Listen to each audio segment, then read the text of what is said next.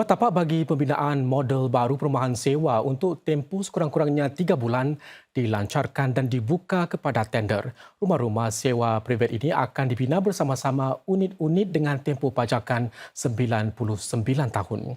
Satu daripada tapak tersebut terletak di Zion Road. Daripada sejumlah 1,170 unit yang akan dibina di situ, 435 unit adalah apartmen dengan model perumahan sewa baru itu, iaitu khidmat penginapan bagi jangka panjang. Satu lagi terletak di Upper Thomson Road yang bakal ada sekitar 100 unit sewa sedemikian dari kalangan 640 unit rumah kediaman. Model baru itu diumumkan minggu lalu. Ia bertujuan memenuhi keperluan mereka yang lebih suka menyewa daripada membeli rumah. Para pemerhati pasaran mengatakan bukan semua pemaju hartanah mempunyai kemahiran yang diperlukan untuk mengendalikan apartmen servis seperti itu. Oleh itu, ini mungkin bermakna akan ada tidak lebih daripada 3 pembina bagi projek itu. Satu lagi, tapak tanah di Upper Thomson akan menyaksikan sekitar 940 unit kediaman dibina dalam tempoh pajakan 99 tahun yang akan dikenalkan sebagai kawasan kejiranan baru di kawasan Springleaf. Para penduduk di sana berpeluang menikmati lebih banyak kemudahan di kawasan ini serta stesen MRT baru. Tapak-tapak ini juga terletak berdekatan hutan simpanan tadahan air bahagian tengah di mana kajian alam sekitar dijalankan. Maklum balas yang diterima dijadikan sebagai panduan untuk mengurangkan kesan kepada biodiversiti sekeliling dan memastikan haiwan dapat berpindah dari satu tempat ke satu tempat dengan selamat.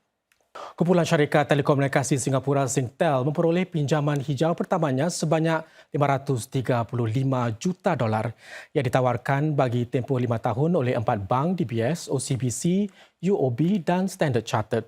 Sebahagian pinjaman ini akan digunakan untuk memastikan kedua pusat data Singtel mengekalkan sekurang-kurangnya tahap kedua tertinggi persijilan bangunan hijau iaitu persijilan Green Mark Gold Plus. Pusat-pusat data itu kini sudah pun mencapai tahap tertinggi persijilan iaitu persijilan Green Mark Platinum.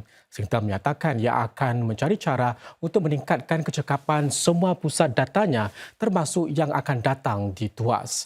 Ini mungkin termasuk teknologi seperti penyejukan cecair dan kecerdasan buatan. Saudara, sedang para pemimpin dunia di sidang puncak COP28 masih tidak mencapai kata sepakat berhubung pelbagai isu berbeza. Satu perkara kekal konsisten karbon sebagai tumpuan perbincangan berkaitan iklim. Inilah penjelasannya mengapa karbon menjadi isu utama di COP28 di Dubai kali ini. Karbon dioksida menyerap haba di permukaan bumi dan kemudian melepaskannya ke atmosfera. Namun begitu, pelepasan karbon dioksida banyak meningkat sejak zaman perindustrian sehingga kini membentuk 2/3 daripada jumlah pelepasan gas rumah hijau. Kebanyakan daripadanya adalah hasil pembakaran bahan pembakar yang berjana kuasa bagi rumah, kereta dan bandar.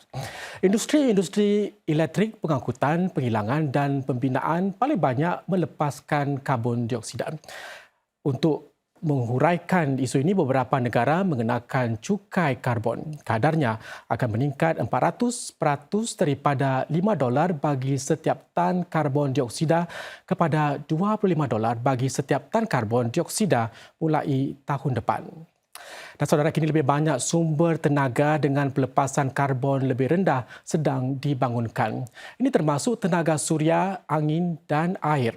Satu lagi huraian adalah untuk merangkap karbon dioksida daripada sumber-sumber perindustrian dan menyimpannya di dasar bumi.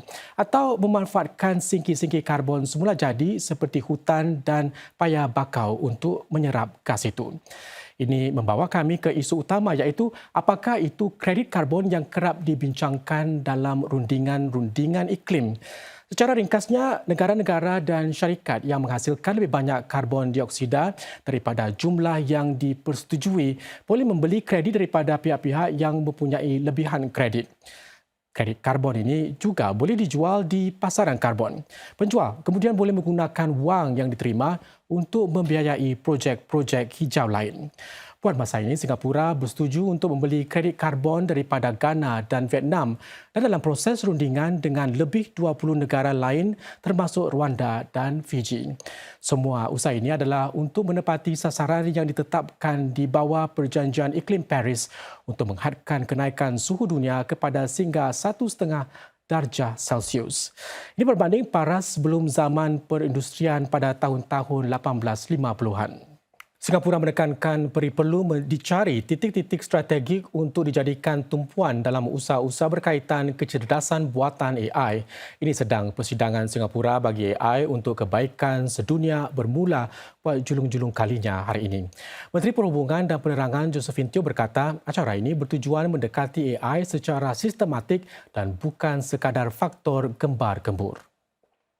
Our goal in the next few days together is to identify the critical questions of AI that, if answered systematically, will enable AI to truly serve the global good. But the articulation of these questions needs to be sharp and specific, needle-like, if you will. Cik Teo berkata harus memberi tumpuan kepada hasil usaha, menilai keadaan semasa, menggariskan pendekatan-pendekatan dan mengukur kemajuannya. Para pesertanya datang dari 16 negara mewakili bidang akademik, agensi-agensi pemerintah dan syarikat-syarikat AI. Cik Teo berharap acara ini akan menjadi satu wadah untuk masyarakat antarabangsa bekerjasama mengenai isu-isu AI yang rumit. AI setakat ini sudah membantu menemukan ubat-ubatan baru dan mengoptimumkan penggunaan tenaga, kata beliau, namun mengandungi risiko-risiko seperti maklumat palsu dan jenayah siber.